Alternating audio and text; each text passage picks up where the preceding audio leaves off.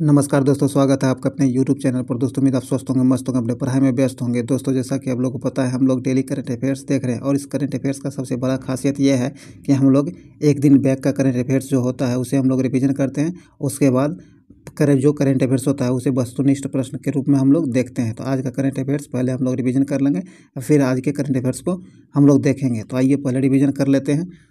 देखिए, कहता है किस पूर्व IAS ऑफिसर को नीति आयोग का नया CEO नियुक्त किया गया है। तो ये किया गया BVR सुब्रमण्यम को नियुक्त किया गया। ये पूर्व IAS अधिकारी हैं जिन्हें नीति आयोग का नए CEO के रूप में नियुक्त किया गया, BVR सुब्रमण्यम को।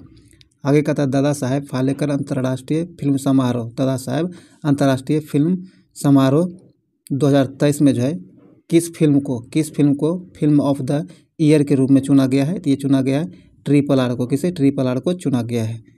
आगे कहता है लद्दाख के किस लेक मैराथन को Guinness book of world record में दुनिया के सबसे ऊंची दुनिया की सबसे ऊंची फ्रोजेन लेक मैराथन के रूप में स्थान दिया गया है। तो ये दिया गया पेंगोंग त्सोंग लेक को दिया गया गिनीज बुक में। इसे दुनिया के सबसे ऊंचे स्थान प्राप्त हुआ है, ये ध्यान रखिएगा। चलिए आगे है। आगे कहता है ISSF क्या है? ISSF वर्ल्ड कप में किस देश ने 10 metre air pistol mixed team का गोल्ड जीता है? तो ये जीता है भारत ने। किसने? भारत ने जीता है। आगे कहता है यूनिफाइड पेमेंट्स इंटरफेस ने किस देश के साथ मिलकर क्रॉस बॉर्डर कनेक्टिविटी लॉन्च किया है? तो ये किया सिंगापुर के साथ मिलकर। किसके साथ? सिंगापुर के साथ मिलकर किया है। आगे कहता है वेदांता फॉक्सकॉन JV द्वारा भारत की पहली सेमीकंडक्टर फैसिलिटी किस राज्य में स्थापित की जा रही है? तो ये गुजरात में किया जा रहा है। कहाँ? गुजरात में इसकी स्थापना की जा रही है, ध्यान रखिएगा, गुजरात। आगे कहता है इस साल न्यूयॉर्क में होने वाले सतत विकास लक्ष्य शिखर सम्मेलन के पहले G20 के अध्यक्ष के रूप में जो है UN मुख्यालय में अस्थाई मिशन गोलमेज सम्मेलन की मेजबानी कौन करेगा? तो ये भारत करेगा। अपना देश भारत इसकी मेजबानी करेगा, ध्यान रखिएगा, भारत। आगे कहता है अंतर्राष्ट्रीय मातृभाषा दिवस प्रतिवर्ष कब मनाया जाता है? तो अंतर्राष्ट्रीय मातृभाषा दिवस प्रतिवर्ष जो है आपको प्रतिवर्ष 21 फरवरी को मनाया जाता है, ये ध्यान रखिएगा, 21 फरवरी को। दोस्तों इस जो कल का करेंट अफेयर्स था उसे हम लोग रिवीजन कर चुके हैं। चलिए आज के वस्तुनिष्ठ प्रश्न को हम लोग देखते हैं जो कि करंट अफेयर्स होगा। आइए, क्वेश्चन नंबर 1 कहता है कि भारत के किस खिलाड़ी ने ISSF विश्व कप में महिला की 10 मीटर एयर राइफल में कांस्य पदक जीता है? तो ये जीता है आपको तिलोत्तमा सेन ने जीता है। तिलोत्तमा सेन जो है ISSF विश्व कप में महिला में 10 मीटर एयर राइफल में कांस्य पदक जीता है। किसने? तिलोत्तमा सेन ने। तो आइए देखते हैं तिलोत्तमा सेन के बारे में। कहता है भारतीय शूटर तिलोत्तमा सेन ने मिस्र के काहिरा में ISSF विश्व कप में महिला की 10 मीटर एयर राइफल में कांस्य पदक जीता है, ध्यान रखिएगा, कांस्य पदक जीता है। यह 14 वर्षीय सेन, इसकी उम्र 14 वर्ष है।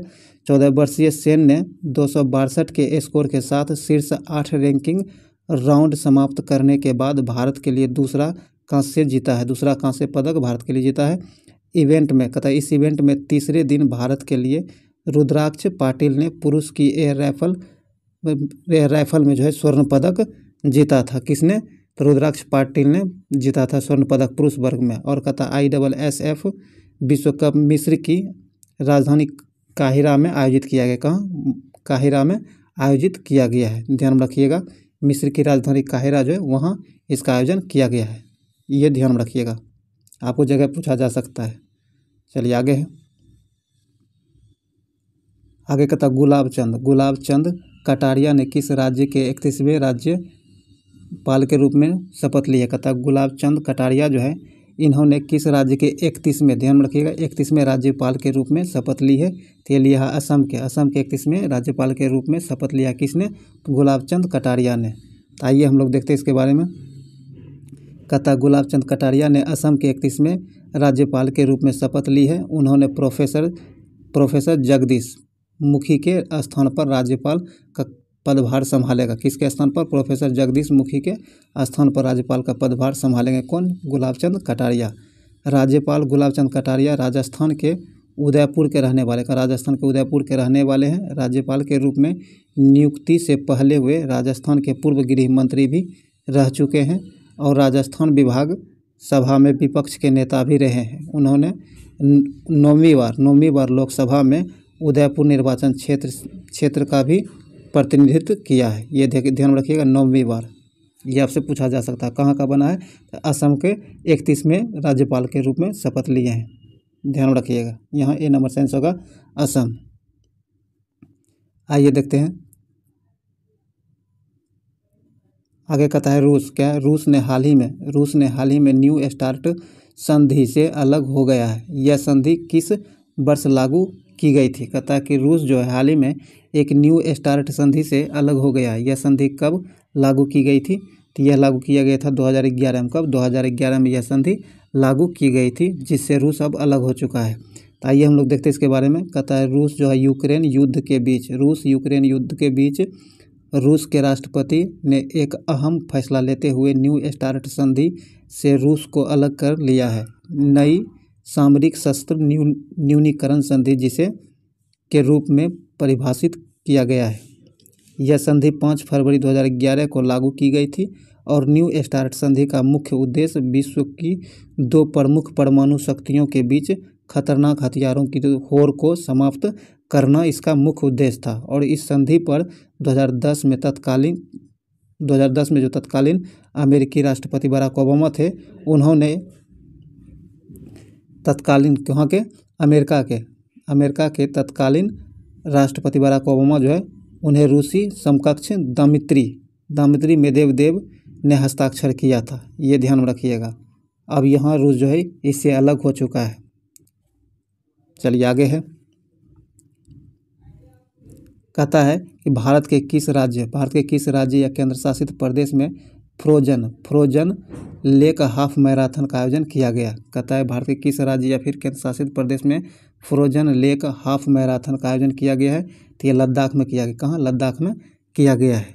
तो आइए हम लोग देखते हैं इसके बारे में। कहता है भारत में पहली बार, क्या है? भारत में ऐसा पहली बार हुआ है केंद्र शासित प्रदेश लद्दाख की पेंगोंग तोसों झील में फ्रोजन लेक मैराथन का आयोजन किया गया। यह झील समुद्र तल से 4,350 मीटर की ऊंचाई पर स्थित है। भारत में इस तरह के फ्रोजन लेक मैराथन का आयोजन पहली बार किया गया है। Guinness book of world record के साथ पेंगोंग तसोंग लेक पर फ्रोजन लेक मैराथन का आयोजन किया गया।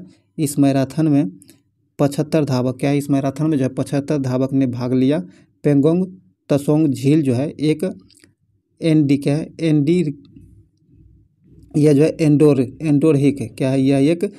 एंडोरहिक लेक है। यह समुद्र तल से लगभग 13,862 फीट से अधिक ऊंचाई पर स्थित है। ये ध्यान में रखिएगा। और सबसे बड़ा बात है, ये ध्यान में रखिएगा कितना धावक भाग लिया था? तो 75 धावक इसमें भाग लिया था। कहाँ हुआ था? लद्दाख में हुआ था। और इसकी ऊंचाई समुद्र तल से इसकी ऊंचाई ध्यान में रखिएगा, ये आपसे पूछा जा सकता है। चलिए आगे बढ़ते हैं।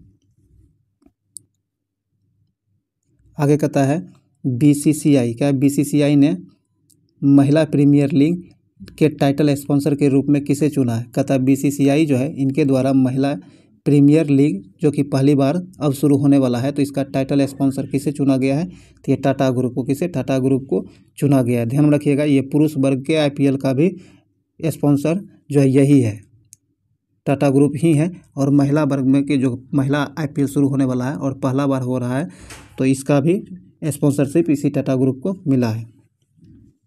तो आइए देखते हैं। कहता अगले महीने शुरू होने वाले विमेंस प्रीमियर लीग के टाइटल स्पॉन्सर की घोषणा कर दी गई है। और WPL वुमेन प्रीमियर लीग की टाइटल स्पॉन्सरशिप टाटा ग्रुप को मिली है। टाटा ग्रुप पहले से ही भारत के प्रतिष्ठित इंडियन प्रीमियर लीग की टाइटल स्पॉन्सरशिप रहा है। बीसीसीआई ने विमेंस प्रीमियर लीग के पहले, ध्यान रखिएगा, ये पहले सीजन है का शेड्यूल पहले ही जारी कर दिया है। पहले सीजन में कुल 5 टीमें होगी। ये भी पूछा जा सकता है कि वुमेन्स प्रीमियर लीग में जो कितने टीम है तो 5 टीम भाग ले रही है। विमेंस प्रीमियर लीग के पहले संस्करण का आगाज़ 4 मार्च को किया जाएगा। कहाँ? 4 मार्च को इसका आगाज़ किया जाएगा, शुभारंभ किया जाएगा। आइए देखते हैं, कहता है 4 मार्च को तो इसका उद्घाटन किया जाएगा, शुरू किया जाएगा, जिसके पहले मैच में गुजरात जॉइंट्स और मुंबई इंडियंस की टीम आमने सामने होगी। ये आपसे पूछा जा सकता है कि पहला मैच किसके बीच खेला गया था, तो ये गुजरात जॉइंट्स और मुंबई इंडियंस के बीच खेला जाएगा 4 मार्च को, ध्यान रखिएगा। तो ये टाटा ग्रुप को स्पॉन्सरशिप मिला है और ध्यान रखिएगा ये अगले 5 वर्षों तक के लिए दिया गया। अगले 5 वर्ष तक इसका स्पॉन्सरशिप यही रहेंगे, टाटा ग्रुप ही रहने वाला है। चलिए आगे है,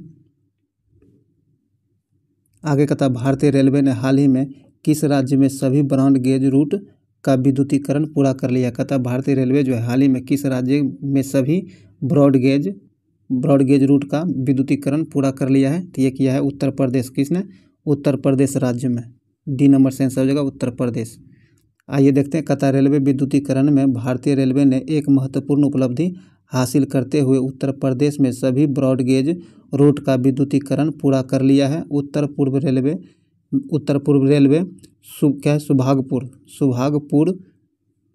सुभागपुर पचपेरवा ब्रॉड गेज मार्ग के विद्युतीकरण के पूरा होने के साथ ही इंडियन रेलवे ने यह उपलब्धि हासिल की है। यह उपलब्धि के साथ भारतीय रेलवे जो है 6 जोनल रेलवे अर्थात East Coast Railway, North Central Railway और North Eastern Railway, Northern Railway और South Eastern Railway, Western Central Railway में ब्रॉड गेज मार्गों का विद्युतीकरण पूरा कर लिया है। ध्यान रखिएगा 6 जोन में जो है इसका विद्युतीकरण पूरा कर लिया गया है, ध्यान रखिएगा। यहाँ से आंसर हो जाएगा उत्तर प्रदेश। चलिए आगे बढ़ते हैं, आगे कहता केंद्रीय कैबिनेट ने किस देश के साथ हवाई सेवा समझौते को मंजूरी दी है। कहता केंद्रीय कैबिनेट जो है किस देश के साथ हवाई सेवा समझौते को मंजूरी दी है, तो ये दिया है गुयाना के साथ। किसके साथ? गुयाना के साथ समझौते को मंजूरी दे दिया है। यहाँ बी नंबर से आंसर हो जाएगा गुयाना। तो आइए हम लोग देखते हैं, कहता पीएम मोदी की अध्यक्षता में केंद्रीय मंत्रिमंडल ने भारत सरकार और गुयाना सरकार के बीच हवाई सेवा समझौता पर हस्ताक्षर करने को मंजूरी दे दी है। इस समझौते पर हस्ताक्षर करने से 2 देशों के बीच हवाई सेवाओं के प्रावधान की एक रूपरेखा तैयार होगी। भारत और गुयाना अंतर्राष्ट्रीय नगर विमानन पर सम्मेलन पर हस्ताक्षर किया है और गुयाना गुयाना जो है एक साउथ दक्षिण अमेरिकी देश है। इसकी राजधानी जॉर्ज टाउन है। कहाँ? इसकी राजधानी जॉर्ज टाउन है, ध्यान रखिएगा। तो यहाँ से आंसर हो जाएगा बी नंबर गुयाना। तो दोस्तों ये वीडियो उम्मीद है आपके लिए यूजफुल रहा होगा। अगर लगता है कि आपके लिए यूजफुल रहा तो इसे लाइक शेयर जरूर कर दीजिए और अभी तक आप हमारे चैनल को सब्सक्राइब नहीं किए तो सब्सक्राइब करके घंटी जरूर दबा लीजिए ताकि आने वाले वीडियो का नोटिफिकेशन आपको आसानी से मिल सके।